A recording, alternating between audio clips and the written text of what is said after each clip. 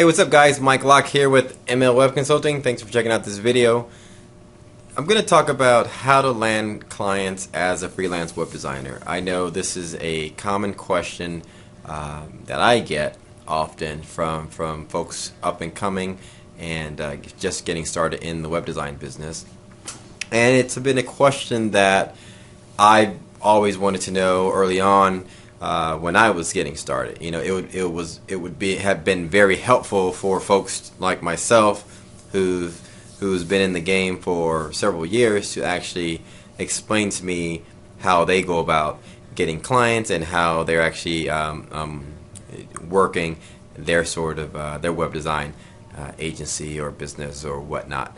So I'm going to give you my advice, my experience, and maybe you can learn from it. You know, take bits and pieces from it, apply it to what you're thinking about doing, and you know, sort of grow on your own. But for me, my situation is unique.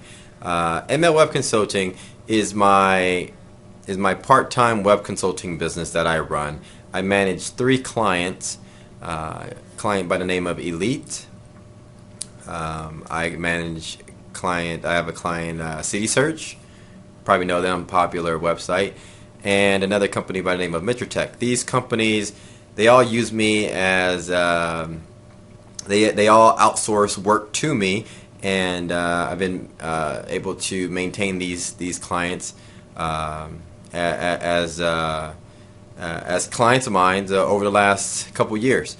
So, and it's been very rewarding financially to be able to keep these guys on as clients, and in addition to that, maintain a full-time job.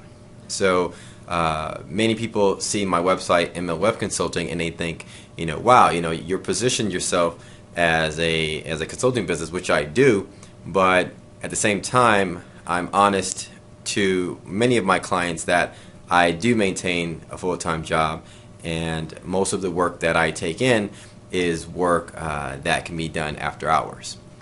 So the way I've gone about gaining these clients of mine that I just explained to you is by building relationships as an employee working for these companies. I got my first job in '97 with Elite as a webmaster, and that was my first web gig, if you will, and worked with them for several years. And basically, any job you go to, you're going to get to a point to where you're wanting to grow and do more. And I got to that point, and when I left Elite, I offered to keep them on as a client. You know, I pitched them my services, and I actually asked them, you know, if they wanted to continue to use me for freelance work. You know, I would love to work out a deal. And at the time, Elite didn't take me up on it, but they eventually called me back and started working for them. And so basically what I would recommend doing is to get your feet wet, start, you know, get with the company, and obviously doing web design work. Basically take advantage of their resources, their budget, and their spend, and learn everything you need to know. Soak it all in, you know, pay your dues, work there for a year or so, and when it's time for you to actually to grow, move on and try to pitch them as a you know, as you know, you're starting your own business. You know, you're wanting to go out on your own. You're wanting to grow. Maybe you can take them on as a client. But here's the thing. For me, it was easy for me at the time. It was sort of hard for me to actually go out on my own and take them on as a client and just be full-fledged working on my own. What I would always do is I would always find jobs that I wanted to get into and learn more about. You know, so I wanted to work for a startup and get into the entertainment space. I wanted to work for the consumer space. I wanted to learn UI design. So along the way, I worked for Tech, a company called Tech, which I developed UI for their software. I worked for a company called Broadcaster, which was video, sort of like YouTube video social networking type of business. I worked for Cars.com, which was more on the consumer front-facing lead generation business.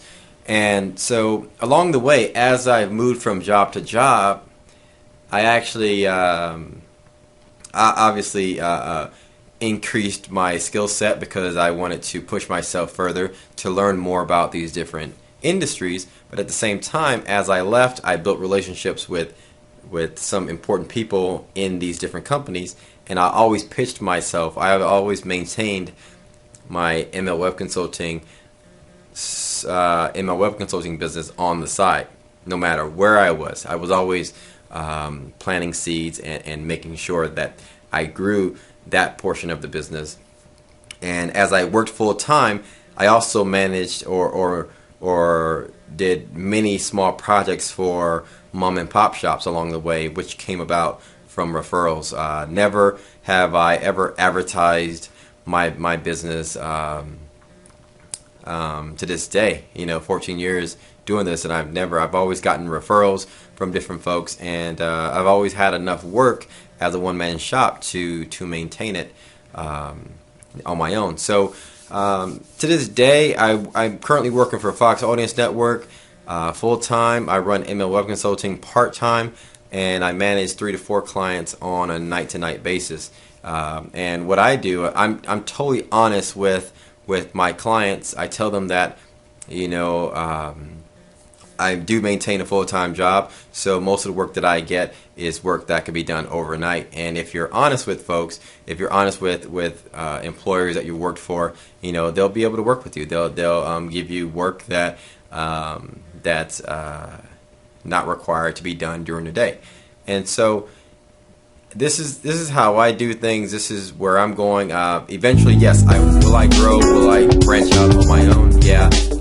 There's things that I'm working on, and the time hasn't been right as of yet. But I've been very successful and happy with what I've been doing. I've been lucky enough to work with great companies that has allowed me to maintain a small business on the side and actually do my web design work, and they support me in that sense. But so I've been lucky to sort of build these relationships with people and take them on as clients. So my advice to you would be, get in with the company, build relationships with key people there, learn everything you need to do, and just when it's that time when you feel like branching out, you know what?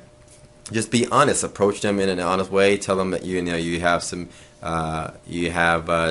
different goals, and you're looking to branch out on your own, and maybe you're thinking about keeping them on as a client. And 9 times out of 10, if you've built a strong relationship with a company and you're one of the key folks there doing their web design work, they will take you up on that offer, and they'll always outsource work. Because in the web design business, the good thing about this business is that there's always work to be done. No matter if you're Sony, Fox, Dell, Microsoft, no matter what it is or what the company is, there's always extra work to be done, and it's always easier to outsource work here and there because all these companies are looking to control their spending. And so when there's extra work to be done, you know what? If they have a relationship with someone that's worked there before, they're going to outsource that work to you. So that's pretty much how I do things. That's how I roll, But anyway, hopefully this was helpful. Shed a little bit of light on how I do it, and maybe you can learn a little bit from this. But please shoot me an email if you have any questions. If I didn't answer any of the small details that you might be looking for, I'll be happy to email you back and share some stuff with you.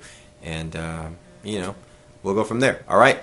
Hit me up. Subscribe to my YouTube channel. Rate, comment, and we'll be talking soon. Look out for more videos. All right. Bye.